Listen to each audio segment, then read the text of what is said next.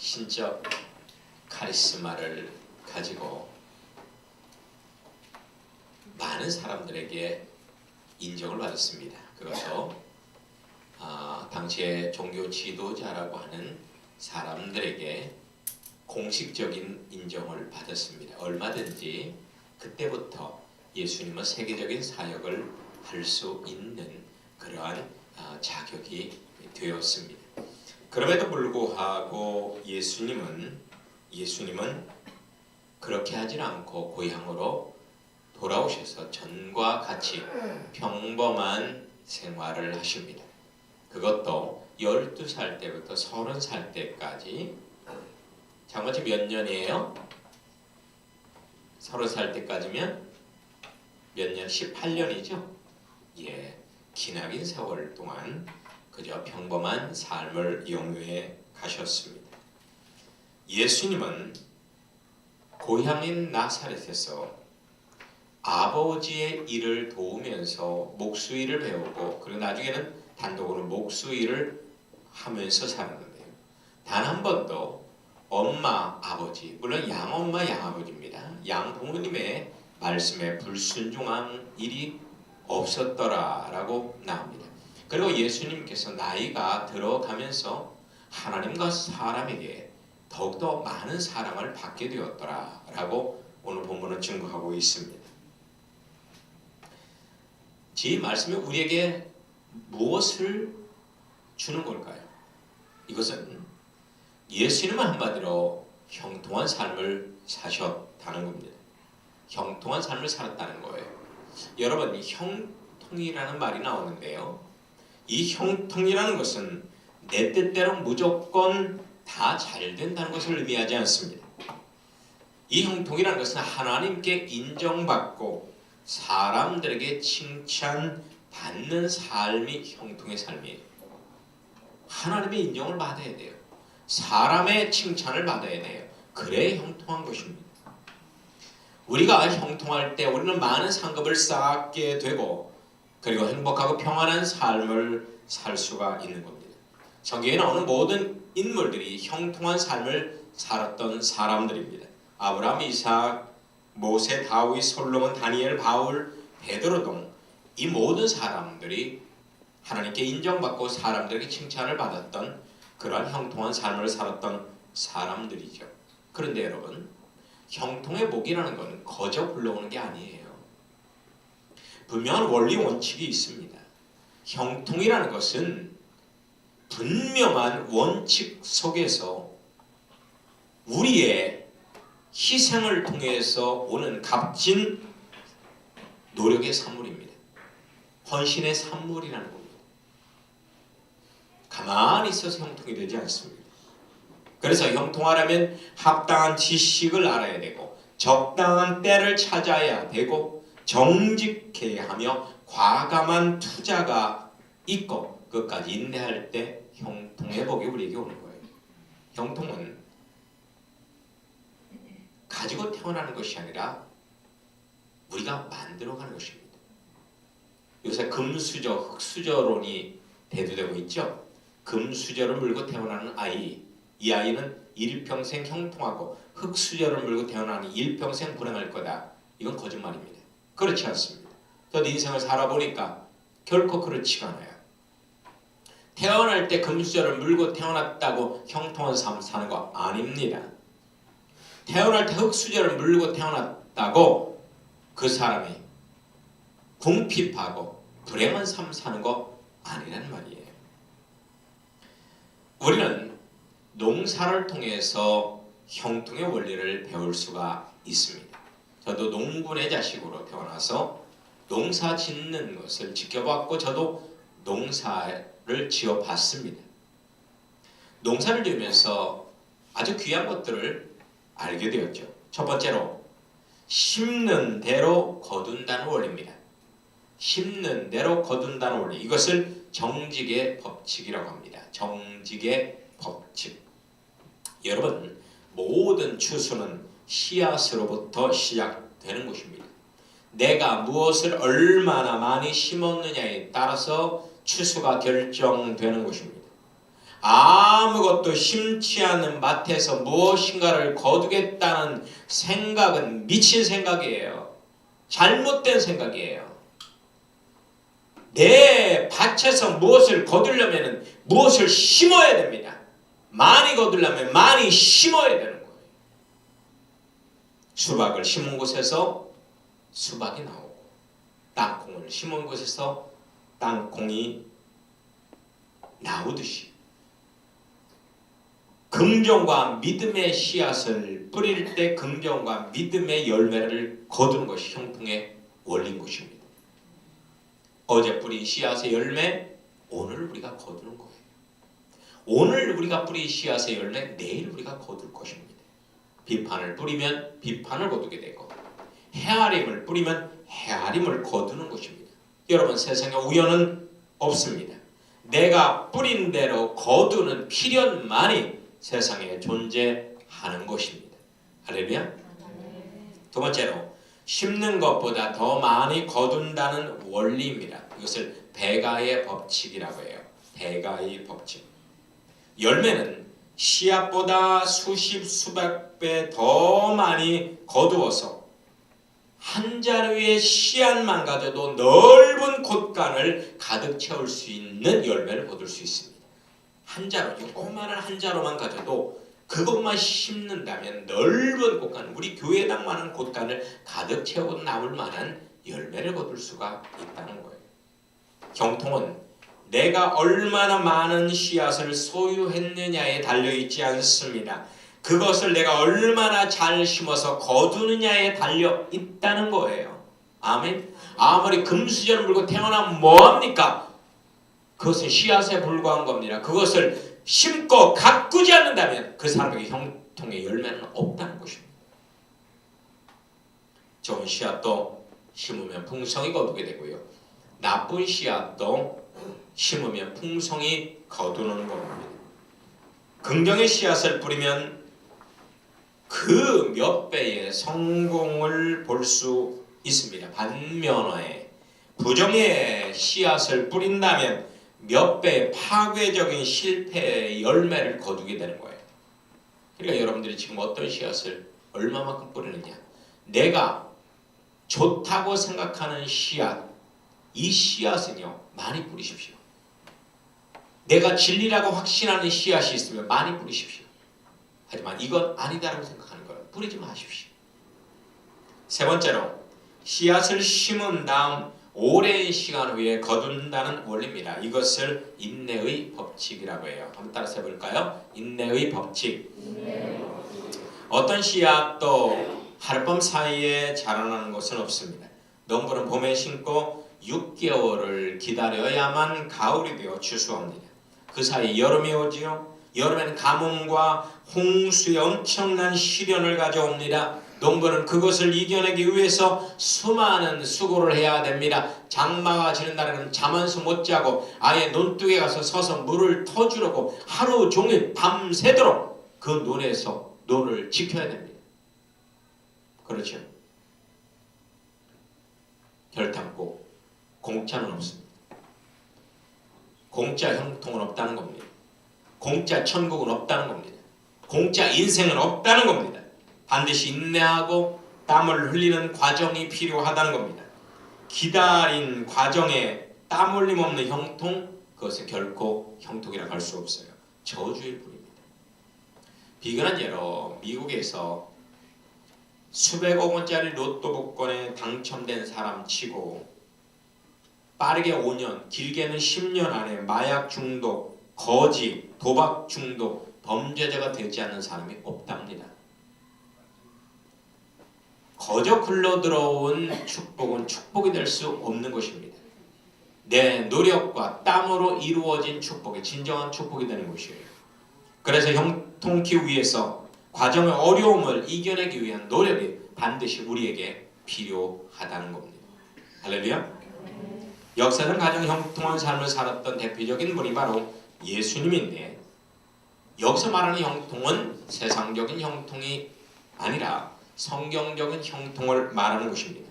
그래서 본문을 통해서 성경이 증거하는 형통의 영적인 원리, 예수님의 형통의 원리를 배워보도록 하겠습니다.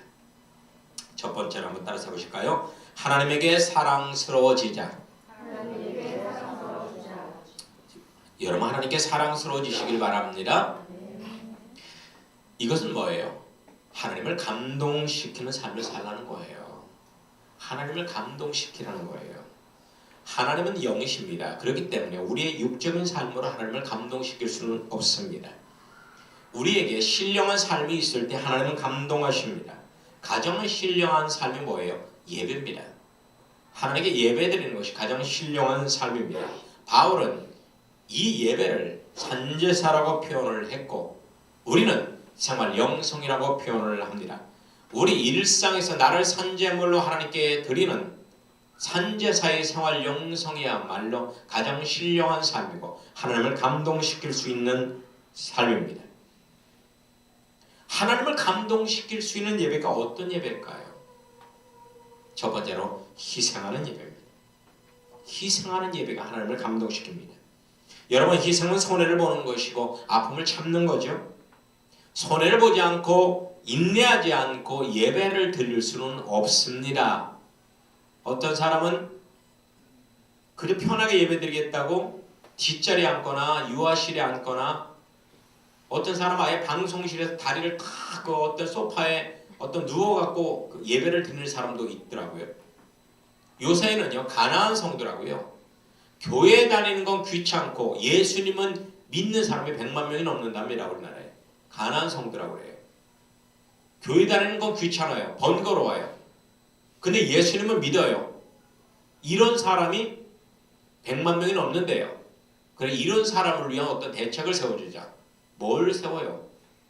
그런 사람을 위해서 뭘 어떻게 해요? 여러분, 현대인들은 실속 있는 예배, 부담 없이 평안하게 즐길 수 있는 예배를 추구합니다. 하지만 이런 예배는 타락한 예배입니다. 하나님이 기뻐하시는 예배가 아닙니다. 하나님의 진노만 살 뿐입니다. 두렵던 전부를 드리는 한 과부의 예배, 자기의 도시락 전부인 오병이어를 드리는 한 소년의 예배, 십자가에 못 박힌 채로 드려지는 예수님의 예배, 이것이 진정 하나님을 감동시키는 예배가 될 것입니다. 예배는 시간과 물질과 명예를 손해보는 것이 예배입니다. 손해보지 않고는 예배드릴 수 없습니다. 어떤 분은 이런 손해가 있기 때문에 예배에 못 나옵니다. 그리고 손해보지 않는 교회로 이전하겠습니다 라고 하는 사람도 있습니다만 이것은 엄청난 오판이에요. 마귀의 술책에 그냥 넘어가 버리는 거예요. 예배는 주님 때문에 당하는 아픔을 제단 위에 우리가 드리는 겁니다. 가족의 박해, 회사 동료의 박해, 국가의 박해를 기꺼이 감수하면서 예배를 드릴 때 그것이 하나님을 감동시키는 예배가 되는 겁니다. 여러분, 우리는 그리스도인입니다. 그렇기 때문에 뒤로 물러나 멸망에 빠져서는 아니 됩니다. 두 번째로 감사 예배를 드려야 됩니다. 이 말은 뭐예요? 하나님의 은혜를 기억해야 된다는 거예요. 여러분, 오늘은요 하나님의 은혜를 기억하는 주일입니다. 여러분들이 예배를 드리려면 일주일간 여러분에게 베풀어 주신 하나님의 은혜를 기억해야 됩니다. 그리고 오늘은 공동의회를 하는 날입니다. 1년간 우리 교회에 베풀어 주신 하나님의 은혜를 기억해야만 하나님께서는 기뻐 받으실 수 있습니다. 영적인 인간과 혼적인 동물의 근본적인 차이는 뭐냐? 은혜의 망각 여부예요. 영적인 인간은 은혜를 기억하며 보답할 줄 아는 존재가 영적인 인간입니다. 은혜를 모른다면 짐승만도 못한 것입니다. 은혜를 모른다면 짐승만도 못한 것이에요. 어떤 한 집사님이 자기 집에서 키우는 누렁이를 복날이 돼갖고 잡아서 보시탕을 먹어야 되겠다 해서 자기가 한 5년 동안 누렁이를 잘 키웠는데 그래 누렁이를 들판에 끌고 와서 나무에 매달렸고 아주 개패드 몽둥이로 두들겨 팼다고 합니다. 막 깨갱거리면서 몽둥이를 맞다 개가 개줄을 풀고 도망을 쳤대요. 아이고 저놈의 개 저 도망을 쳤네. 그래서 찾다가 못 찾아서 이렇게 집으로 돌아왔대요.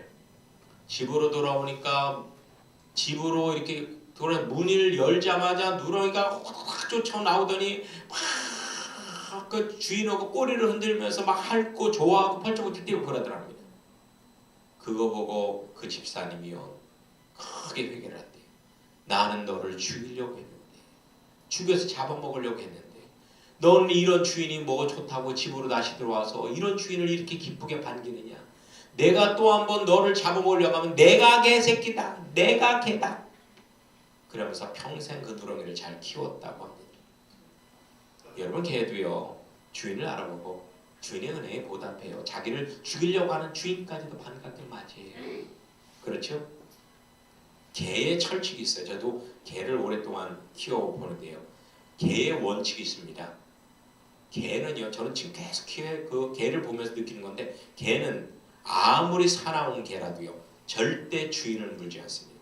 자기 집안 사람이 다 주인은 아니에요. 개는 오직 주인은 한 명이에요. 한 명. 자기 주인은 절대로 무는 법이 없습니다. 여러분, 늑대는요 주인이라도 맹수 같은 경우는 피를 흘리면 잡아먹어요. 개는 주인이 피를 흘려도요 절대 주인을 해하지 않습니다. 그게 개입니다. 누가 개만도 못하다고 했어요? 누가? 여러분, 만물이 하나님의 은혜로 충만합니다. 지극히 작은 것이라도 하나님께 감사할 때 하나님은 감동하시게 되는 겁니다. 미국의 유명 미식축구 선수인 팀 티보는 수만 명이 모이는 경기장에 나갈 때마다 얼굴에 성구를 새겨놓고 경기장 안에서 무릎 꿇고 기도합니다. 관중들이 온갖 욕설과 야유가 나와도 한결같이 이런 행동을 합니다. 이것이 하나님을 감동시킵니다. 그래서 그는 경기할 때마다 놀라운 기적을 이루어냅니다. 이것을 지켜본 전세계 수많은 관중들이 야유 대신에 오히려 팀 티보이의 무릎 기도를 따라서 합니다. 그는 이렇게 고백을 합니다. 나는 기회가 주어질 때마다 주님께 사랑을 고백하고 주님의 은혜를 기억하며 감사합니다. 이렇게 고백했습니다. 은혜를 기억합시다. 그리고 감사합시다. 그것만이 하나님을 감동시키게 될 것입니다. 첫 번째는 드림의 예배를 드려야 됩니다. 드림의 예배. 드려야 된다는 거예요. 이 말은 주님의 집에 찾아올 때 빈손으로 오면 안 된다는 거예요. 마음을 담은 예물을 가지고 와야 된다는 겁니다. 여러분, 유대인의 삶의 행복이 무엇인 줄 아십니까? 성전에 찾아가 정성스럽게 준비한 예물을 하나님께 드리는 거예요. 이것이 그들의 최고의 특권이요, 영광된 행위라 생각하고 있습니다. 여러분, 하나님께서는 이런 유대인의 삶에 감동해서 유대인에게 엄청난 복을 주셨습니다. 엄청난 복을 주셨습니다. 전 세계 금융권을 장악하고 있는 게 유대인이고 노벨상의 35%가 유대인입니다. 그리고 현재 가나안 땅은 우리나라 경기도 땅만 해요. 그럼에도 불구하고 전 세계를 지배하고 있습니다. 얼마나 놀라운 축복을 받은지 몰라요. 그런데 유대인들이 하나님께 드리는 것을 가장 소홀히 했던 때도 있었습니다. 언제는 바벨론 포로에서 돌아왔을 때예요. 이들은 바벨론에서 70년간 살면서 그들의 이기적이고 인본적인 문화의 영향을 받았습니다. 그래서 성전을 지었는데 너무나 초라하게 지었어요. 왜냐하면 기부라는 게, 성전을 위하면 성도들의 헌신을 짓는데, 처음에 모세가 성막을 지을 땐 차고 넘치도록 사람들이 헌신을 했는데 이건 뭐 헌신을 제대로 안 하는 거예요. 솔로몬 성전 지을 때도 차고 넘치도록 헌신을 했는데 바벨론에 돌아온 사람들이 헌신을 제대로 안 하는 거예요. 성전도 초라하게 지었습니다. 그리고 얼마나 성전에 예배 들어왔을 때 헌금하는 것이 인색했던지 성전 봉사자인 레위인들이 굶어 죽을 것 같을 정도로 그렇게 성전에 물질이 없었습니다. 그래서 레위인들이 이렇게 성전 봉사를 하다가는 굶어 죽겠다 생각을 해서 성전을 뛰쳐나가서 다른 직업을 구해서 돈벌이 생활을 했어요. 그러니까 성전이 꼴이 뭐가 되겠냐 말이에요. 뭐가 되겠냐 말이에요. 진짜 미국에 가니까 그렇더라고요. 미국의 웬만한 목사님, 대형교회 목사님들은 안 그러겠지만 대부분이 20-30명 교인들이에요. 교회당은 큰데도 그래요. 성도들이 헌금을 제대로 안 합니다. 그래서 미국 목사님들은 투잡을 갖고 있습니다. 투잡. 주일날은 목사 생활하지만 평일날은 자기의 본래 직장을 갖고 돈을 법니다. 그러다 보니까 어떻게 되겠어요? 교회가 죽어있는 교회죠. 평일날은 항상 창고나 다름없어요. 주일날만 잠깐 1시간 예배드리고 헤어져요. 그리고 남는 시간은 한국인들이 그 교회당을 빌려서 예배를 드립니다. 하나님의 종이 24시간 교회에 지켜있지 않으니까 교회가 생기가 없는 거예요. 생기가 없어요. 죽은 교회 같아요. 살아있는 그리스도의 몸이 아니라 공동묘지 같아요. 이거는 올바른 현상이 아니죠. 하나님은 이런 걸 대단히 싫어하셨습니다. 그래서 헌금을 하지 않은 유대인들을 하나님은 헬라 제국을 통해서 치셨습니다. 그리고 헬라의 왕 안티오쿠스 에피파네스를 통해서 성전이 무참히 능욕당하고 지성소에 제우스 신상을 세우고 돼지 피로 제사 지내게 하고 안식일을 지키지 못하게 했습니다. 이걸 통해서 하나님의 성전에 나와서 하나님께 드리는 드림의 예배가 얼마나 소중한지를 깨닫게 되었습니다. 그들은 그들의 죄를 철저히 회개하고 결국은 성전을 탈환해서 그 헌신을 서원하고 등불을 밝히는 그러한 예배를 드립니다. 이것을 한옥하라고 지금까지 중요한 절기로 지키고 있습니다. 두 번째로 형통의 비결은 사람에게 사랑받는 겁니다. 한번 옆에 있는 분에게 말씀하세요. 사람에게 사랑받읍시다. 여러분, 하나님께 사랑받으려면 하나님을 감동시키라고 말씀드렸습니다. 사람에게 사랑을 받으려면 사람을 감동시켜야 됩니다. 올바른 신앙생활은 십자가의 삶이라고 합니다. 십자가는 위와 좌우로 뻗어 있습니다. 하나님과의 관계와 인간 상호 간의 관계를 균형 있게 맺으라는 겁니다. 우리 주님은 하나님이시면서 온전한 인간이셨습니다. 그래서 우리는 하나님과 인간을 이원적으로 생각하면 안 됩니다. 하나님을 잘 섬기는 사람은 인간도 잘 섬겨야 하는 것입니다. 주님께서는 우리에게 세상의 빛과 소금이 되라고 말씀하셨지 세상을 등지고 떠나서 살라고 말씀하지 않으셨습니다. 우리는 세상 속에서 세상을 감동시켜 세상을 변화시키는 그런 능력 있는 그리스도인이 되어야만 합니다. 초대교인들은 하나님을 감동시키는 삶도 살았지만 세상 사람들에게도 많은 칭찬을 받으며 살았습니다. 그들은 단순한 말이 아닌 인격과 따스한 사랑으로 전도했습니다. 그들의 삶 자체가 전도였습니다. 그래서 그리스도인이 있는 곳에는 많은 불신자들이 모여서 하나님의 말씀을 들으려고 했습니다. 여러분, 사람의 사랑을 받으려면 덕을 쌓아야 됩니다.